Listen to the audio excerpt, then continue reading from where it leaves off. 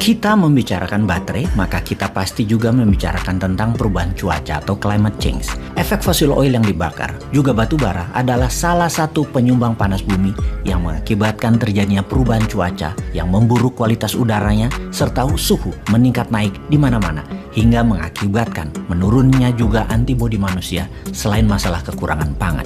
Green energy menjadi solusinya dan semua manusia berlomba-lomba untuk jadi yang terdepan, di mana kita mengubah penggunaan batu bara dengan energi berbasis air atau hydropower, merubah fosil oil dengan tenaga matahari, mobil bertenaga bensin dan solar diesel menjadi kendaraan bertenaga baterai.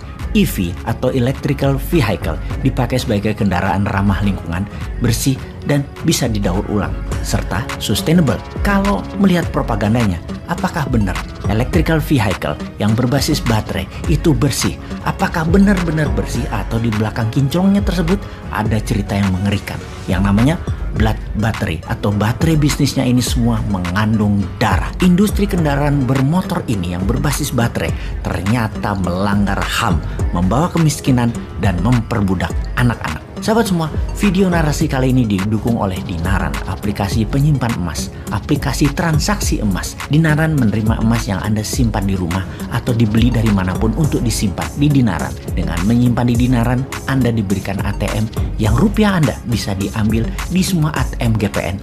Dan kartu debit tersebut juga bisa dipakai untuk belanja di mesin edisi dimanapun. Ayo, mari kita download aplikasinya. Sekarang kita kembali ke topik kita bahwa kendaraan listrik dikendalikan oleh baterai, di mana Anda sudah mengenal tentunya. Yang jadi pertanyaan, tahukah Anda bagaimana baterai ini dibuat dan dibuat dari apa? Salah satunya dari metal yang sangat jarang tersedia, yaitu lithium atau Li dan kobalt atau Co.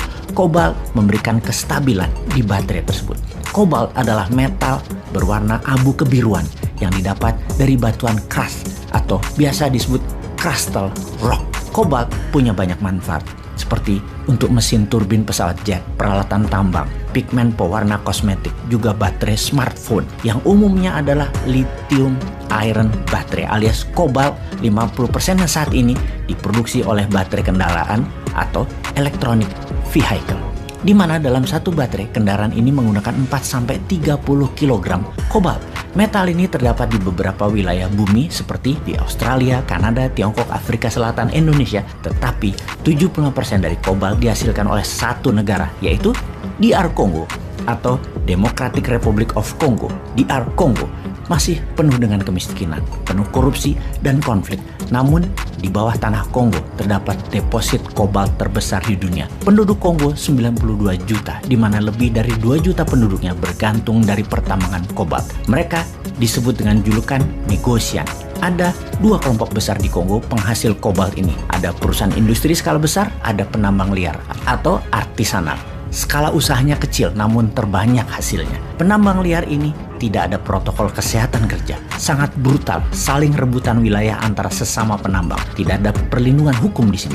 Penambang liar ini ada lebih dari 100.000 anak di bawah umur yang bekerja, bahkan ada yang berusia 6 tahun usianya. Anak-anak kecil ini bermain-main dengan kematian setiap hari. Mereka masuk ke dalam sumur yang sempit dan dalam, di mana tidak ada orang dewasa bisa masuk ke dalamnya. Dan itu seperti masuk ke dalam tungku yang panas. Dan mereka rata-rata hanya ada waktu 20 menit. Oksigennya, anak-anak itu harus menggali sumur tersebut dengan keadaan sangat tidak manusiawi. Bahkan tidak ada peralatan penggali. Kebanyakan menggunakan tangan kosong. Mereka tidak pakai masker, tidak pakai alat, tidak pakai sarung tangan, sempit, panas, dan kurang oksigen. Berapa uang yang mereka dapat? Tidak lebih $1 per harinya, Rp15.000, tidak lebih seharinya. Padahal transaksi kobalt per tahunnya bernilai lebih dari $12 billion. Dan di tahun 2027 nanti diperkirakan naik 50% kebutuhannya dari sekarang. Yang pastinya uang tersebut tidak pernah terdistribusi ke anak-anak buruh di bawah umur tersebut yang menemukan dan memilah metal tersebut. Padahal anak-anak tersebut bertaruh nyawa. Per tahunnya lebih dari 2.000 anak meninggal terjebak di dalam sumur, baik kekurangan oksigen ataupun tertimpa runtuhan dinding sumur.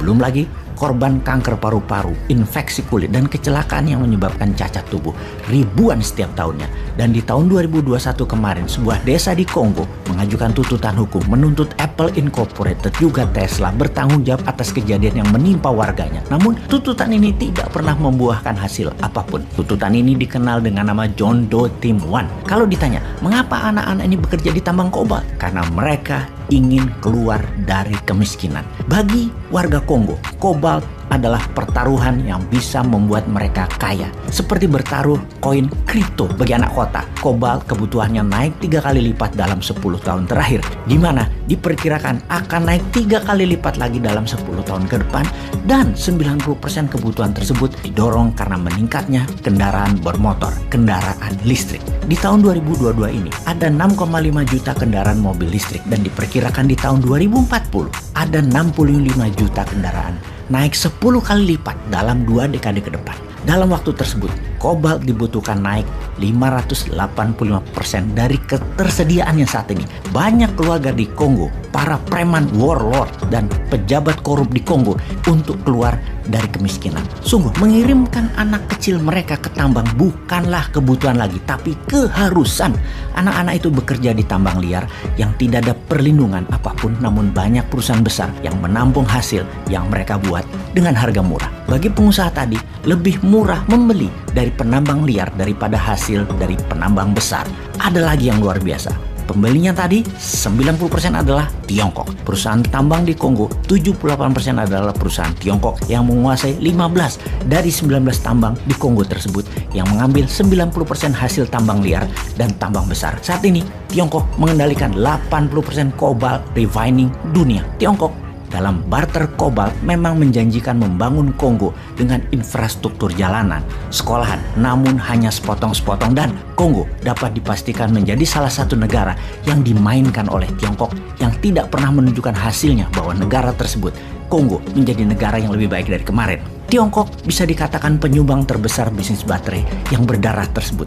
Blood baterai ini, selain ujungnya yang bertanggung jawab atas darah bertumpah tadi adalah industri kendaraan listrik, pastinya Tiongkok juga ikut bertanggung jawab. Perusahaan terbesar milik Tiongkok adalah Kongo Dongfang Mining, anak usaha Huayou Cobalt yang menyuplai ke seluruh perusahaan di Eropa, seperti misalnya Volkswagen misalnya. Perusahaan Tiongkok di Kongo mempraktekkan hal yang sama dengan penambang liar kobalt tanpa jaminan keselamatan kerja dan dibayar murah pegawainya. Bahkan terdapat laporan kalau ada buruh yang meninggal, perusahaan Tiongkok tadi menguburkannya di lokasi dan menyogok keluarga korban tanpa pernah lapor ke pemerintah. Jadi kalau dikiaskan, kendaraan listrik itu sudah membunuh manusia bahkan sebelum dipakai di jalanan. Jadi kita bisa bayangkan perusahaan terbesar di dunia yang saat ini menggunakan kobalt dalam baterainya seperti Tesla, Volvo, Renault, Mercy, juga Volkswagen. Mereka menggunakan sumber dari Kongo ini yang dikatakan menerapkan zero tolerance terhadap buruh anak. Ternyata tidak benar-benar mengaplikasikan